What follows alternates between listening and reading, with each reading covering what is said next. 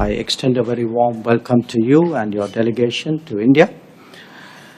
Your first official visit to India as Foreign Minister, and I understand your first ever visit to India, holds obviously very special significance because it takes place within 6 months of a very successful visit by our own Prime Minister to Cyprus in June 2025.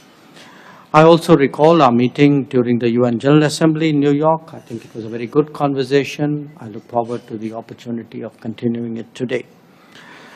Let me convey our appreciation for the personal attention and warm hospitality which was extended by the Cypriot leadership during our Prime Minister's visit.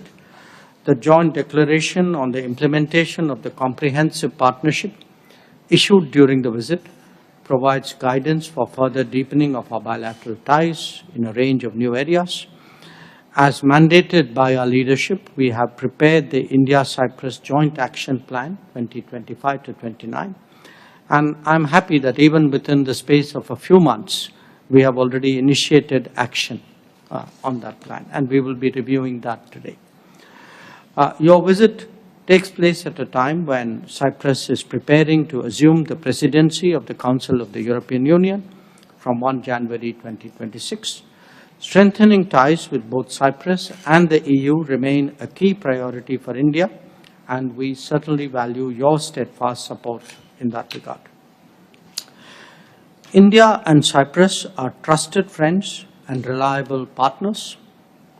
Trust and time-tested are not easy adjectives to use nowadays, but certainly I think, do that with a great deal of confidence and assurance for this relationship.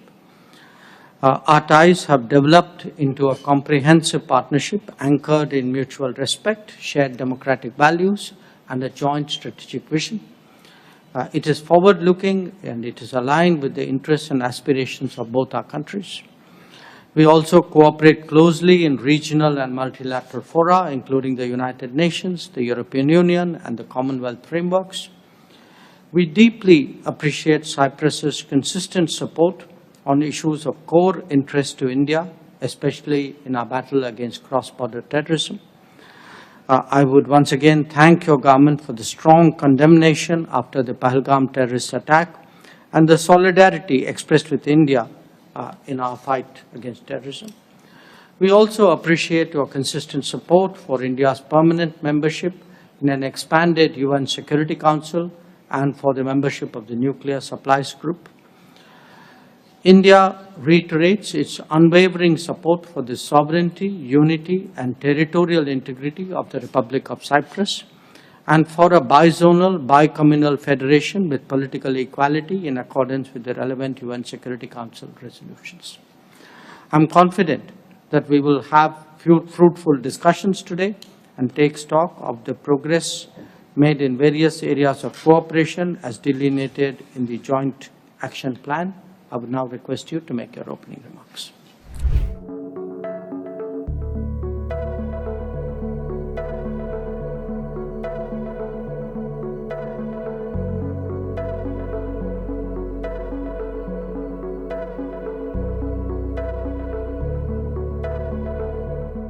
Cyprus and as a platform for dialogue between Europe and Asia.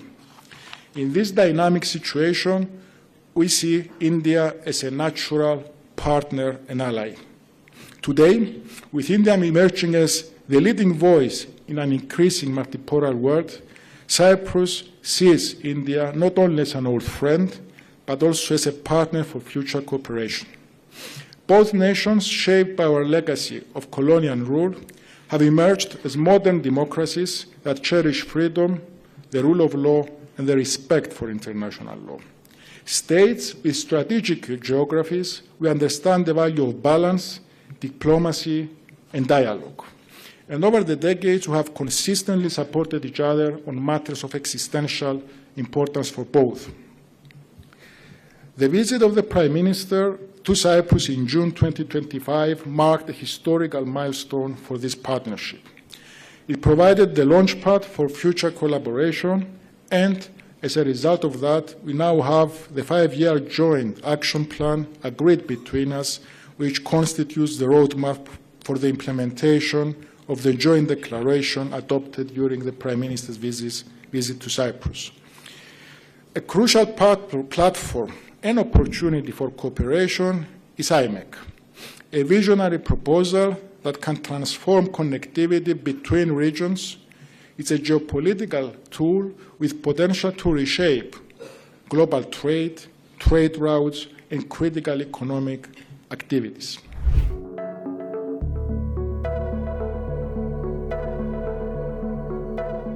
India is a global powerhouse. This is a fact. India is a megatrend. This is a fact. It has the richest of history and culture and potential that is unrivaled. This is a fact.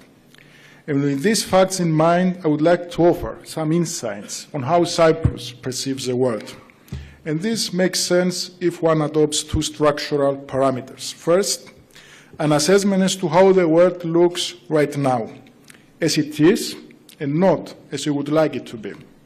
As the Minister says, we deal in the world of realities. We are meeting here today in the midst of a polycrisis, the effects of which are making no exception as to their reach, their impact. There is no insularity, no immunity. We all went through the global financial meltdown, the COVID crisis, the energy and inflation spike, the war in Ukraine after Russia's illegal invasion and continuing aggression, the overall questioning of the founding principles of the international order and system, the ongoing situation in Gaza, another challenge, the risks involved in Syria, the threat in the Red Sea, Iran's nuclear aspirations, Sudan, Libya, the African continent as a battlefield for influence and for radicalization. Radicalism, extremism, terrorism are today a global reality, as is the instrumentalization of migration, and as a consequence, populism is on the rise. But above all, there is uncertainty. Cyprus strongly supports the conclusion of the long-negotiated FTA between EU and India. And the successful conclusion of this agreement will not only strengthen EU-India ties, but it will also unlock immense economic opportunities for Cyprus, for India, and for all the European countries. But above all, it will send a powerful message that the shared commitment to prosperity, innovation, and sustainable growth can be the alternative. Dear friends, our world today is in an undeniable state of flux. As we navigate increasing polarity and complexity, Cyprus remains committed to being a responsible, engaged, and outward-looking state. We look to the future with the knowledge that our global partnerships matter, and that few matter more than the one we share with India.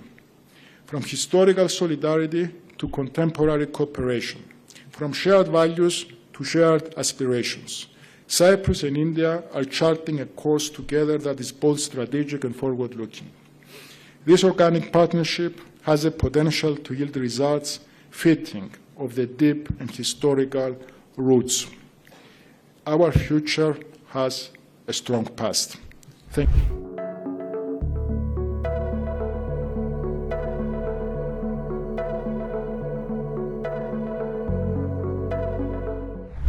Ladies and gentlemen, pragmatism is the new term. Transactionalism is a new catchphrase. The trade antagonism, the tariffs are all elements of this renewed reality. But it's also an impetus for opening up new trade routes and forming alliances. This is about ambition, vision, strategy, and action. India clearly has the vision and the action plan. We have an aggressor, we have an invader, an occupier on our island. At the same time, that country is a well sought after ally and friend for many. Others that have a long history with them. But as the Minister has recently said, they have also a history of forgetting that long history.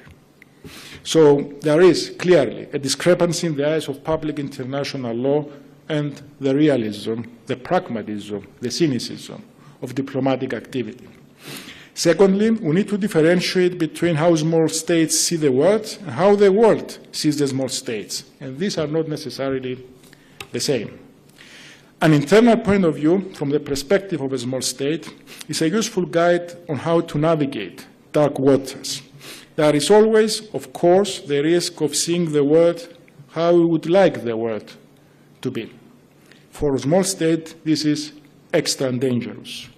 World history, as our Singaporean counterpart has elegantly stated, world history is full of the carcasses of small states. Third, the modus operandi of small states is different than that of others. For us, negotiations are a very different ballgame, for a very simple reason. Normally, we don't have the leverage. This is a critical factor. In a negotiation, if you have leverage, things become much easier. That doesn't necessarily mean that we don't have the negotiating skills. I believe, on the contrary, that we have developed a set of skills in negotiation that are extremely valuable and useful, not only for us, but for others as well.